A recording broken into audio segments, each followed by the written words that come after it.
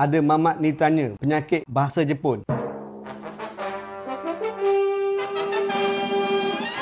Doktor, apa solution untuk Yamaguchi syndrome? Yamaguchi, nama lain dia adalah apical hypertrophic cardiomyopathy. Ini adalah kumpulan penyakit-penyakit yang menyebabkan jantung kita tebal disebabkan masalah genetik. Sebab secara keseluruhan ada 3 sebab dinding jantung kita boleh tebal. Sebab yang pertama, yang paling kerap adalah darah tinggi. Apabila jantung kita asyik kena pump dengan tekanan yang tinggi, lama-lama jantung kita akan jadi mendebal. Sama dan serupa dengan bicep aku bila aku angkat berat, bicep akan jadi tebal. Itu punca utama, tebal dinding jantung kita. Yang kedua adalah masalah genetik. Maknanya jantung tu akan jadi tebal, otot tu akan jadi tebal walaupun tak ada darah tinggi sebab ada masalah genetik. Dalam bahagian ni ada banyak subkategori, ada banyak bahagian-bahagian lain. Antara bahagian dia, jantung tu tebal dekat hujung jantung saja, bukan keseluruhan. Kita nama dia apical hypertrophic cardiomyopathy. Tak tinggi sangat risiko kematian tiba-tiba berbanding dengan penyakit genetik yang menyebabkan jantung tebal yang lain. Kena kurangkan darah tinggi, kena jaga nadi jantung, mungkin kena elakkan competitive sport dan kena kurangkan angkat barang-barang yang terlalu berat. Punca yang ketiga jantung boleh tebal adalah protein masuk di dalam dinding saluran darah jantung. Ini pun ada kemungkinan masalah genetik juga, tetapi tak ada kaitan dengan genetik yang menyebabkan jantung tebal. Saya ulang balik, 3 sebab jantung tebal: darah tinggi, penyakit genetik menyebabkan jantung tebal,